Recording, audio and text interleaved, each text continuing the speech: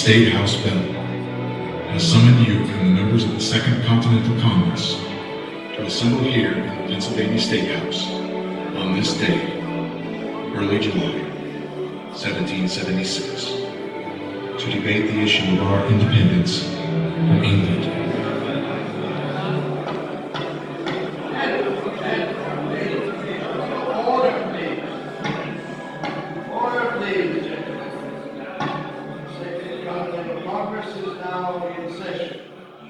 Chair recognizes Mr. Lee of Virginia. Mr. Hancock. Mr. Lee. I have a resolution to lay before this body. A resolution which reflects deeply upon the question of what terms we should consider in any further negotiations with the enemy. According to the instructions of my constituents in Virginia, I am asked to propose this resolution before Congress. Resolved, that these united colonies are, and of right, ought to be free and independent states, that they are absolved from all allegiance to the British Crown, and that all political connection between them and the state of Great Britain is and ought to be totally dissolved.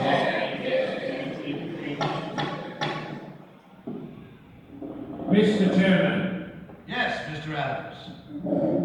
I wholeheartedly second this resolution. So noted. Independence? Complete independence? It's fantastic. You even think seriously of considering it. Gentlemen, the resolution has been moved and seconded. The floor is now open for debate and comments on this resolution for independence. Praise be to heaven!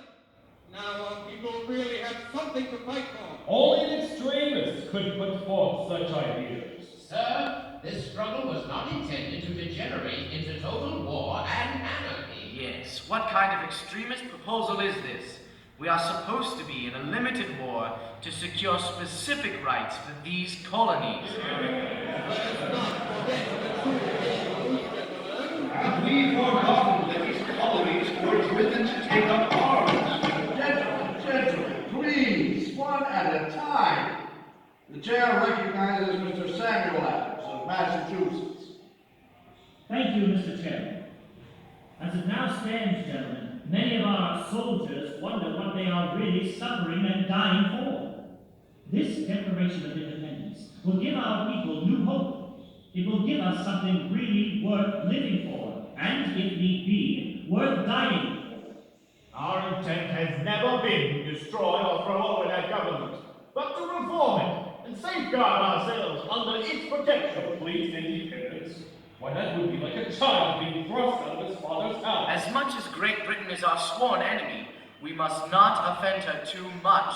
Is this the talk of appeasement? Why, think what would happen if we were to carry this resistance too far. Let us first make a new peace proposal to the British. A better, more humble attempt. While the very roots of our society are firmly implanted upon English soil. Our customs, our traditions, complete independence, it's simply unthinkable. Gentlemen, is it not far better to live under the Redcoats than to risk total devastation of these colonies in unlimited warfare? Mr. Chair, The chair recognizes Mr. George Ross of Pennsylvania. the British and their sympathizers here in our land charge that this Congress is only a minority representation. And in a sense, that is true. For by our own estimation, 1/3 of the inhabitants of this country are still loyal to the King of England. Another third are indifferent to freedom struggle altogether. That only leaves about a third who are dedicated patriots. Many of these patriots are now under arms on the field of battle. What of them? It is they who are willing to make a reality of the rights we argue for, make them real by writing their sentiments often enough in pools of their own blood. We owe them something more for their lives than a negotiated stalemate.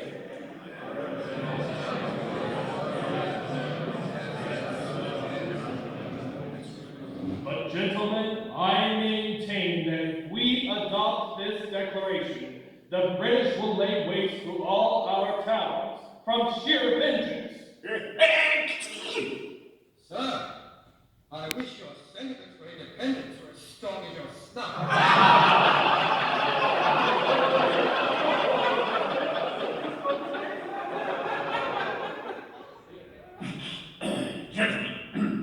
Gentlemen, the acts of the Crown are unquestionably wrong and should be resisted to the hilt.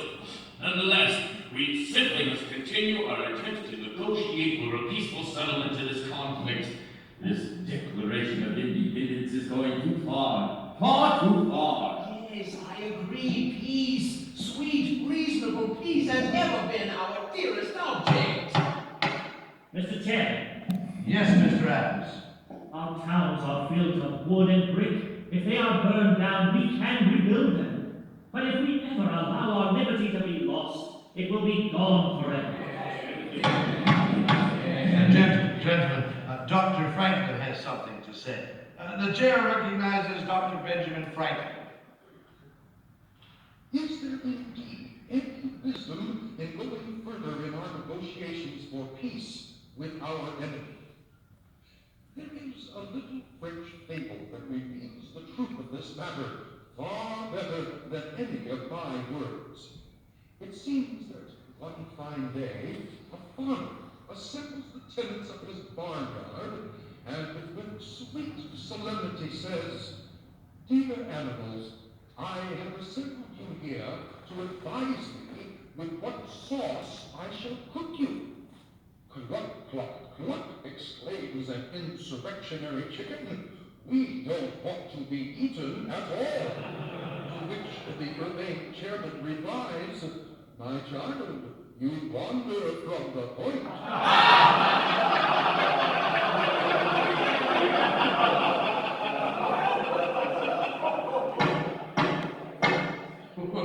Well, gentlemen, it seems that the debate on independence could go on forever. Therefore, I will appoint a committee of 5 to draft a declaration and submit it to this Congress for approval. Mr. John Adams of Massachusetts, Mr. Roger Sherman of Connecticut, Mr. Robert Livingston of New York, Dr. Franklin of Pennsylvania, and Mr. Thomas Jefferson of Virginia. This Congress will stand adjourned until recalled by word Secretary Thompson.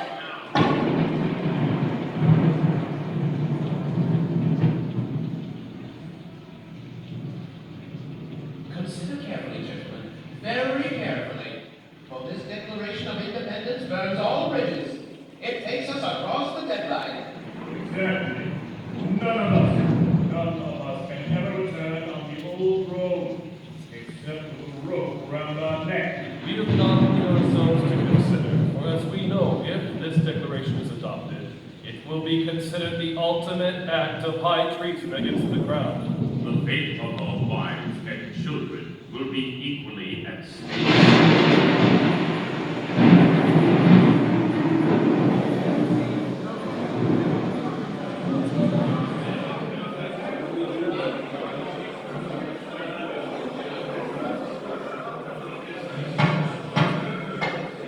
Gentlemen, Mr. Jefferson's completed draft of the Declaration of Independence is before you.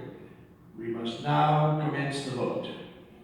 Mr. Thompson, you will call the roll and record the votes.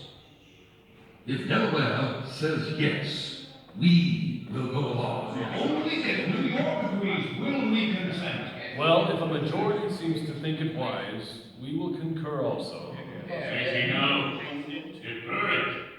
There will be a better time. The idea is good, but the time may be premature. I say we must have more time to consider some serious change, more attempts at negotiation. Mr. President, Order, gentlemen. The chair recognizes Mr. John Adams. Think close to live or die, survive or perish. I give my hand and my heart to this vote. It is true, indeed, that in the beginning we aimed not at independence, that there is a divinity that shapes our ends. Why should we defer this declaration? Is any man so weak as now to hope for a reconciliation with England? You and I indeed may rule it. We may not live to the time when this declaration shall be made good. We may die colonists, die slaves. Be it so. If it be the pleasure of heaven that my country shall require the poor offering of my life, this victim shall be ready. But while I do live, let me have a country, and in that our free country. Whatever may be our fate, be assured that this declaration will stand. It may cost treasure, and it may cost blood, but it will stand. Through the thick gloom of the present, I see the brightness of the future as the sun in heaven. We shall make this a glorious and immortal day. When we are in our graves, our children will honor it. They will celebrate it with thanksgiving, with festivities, with bonfires and illuminations. On its annual return, they will shed tears, not of subjection and slavery, not of agony and distress, but of gratitude and joy. Sirs, before God, I believe the hour has come. My judgment approves this measure, and my whole heart is in it. All that I have, all that I am, and all that I hope in this life, I am now here, ready to state. And I leave off as I began, and live or die, survive or perish. I am for this declaration. It is my living sentiment, and by the blessing of God it shall be my guidance. Independence now. Independence forever.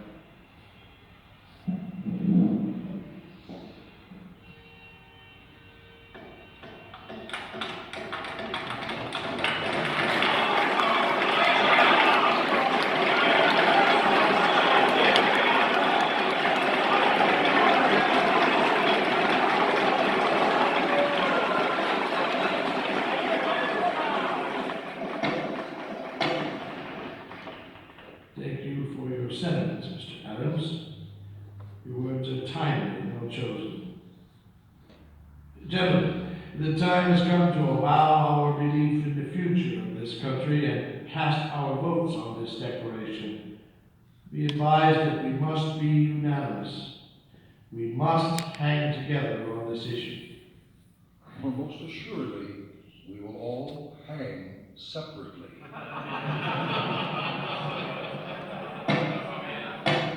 Mr. Thompson, proceed with the roll call, if you please. New Hampshire, New Hampshire, vote aye.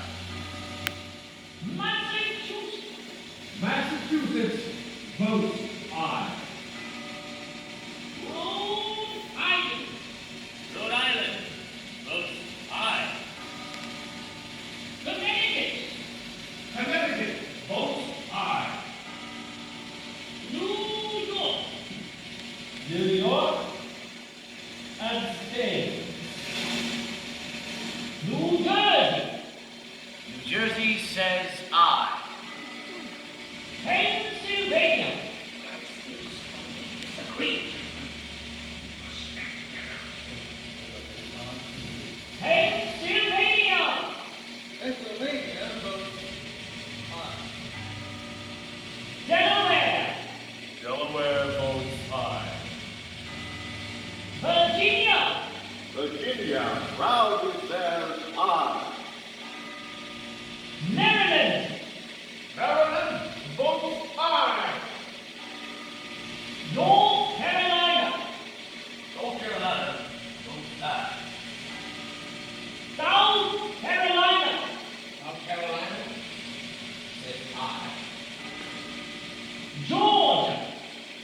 Georgia votes aye.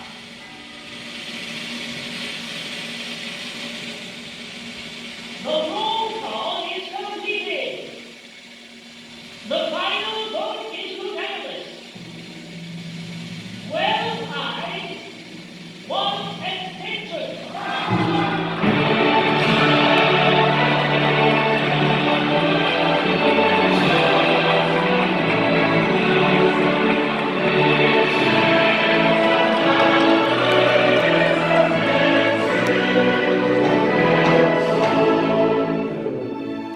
The Declaration of Independence has been accepted without a single dissenting vote. And by this action, we have pledged for its support our lives, our fortunes, and our sacred honor.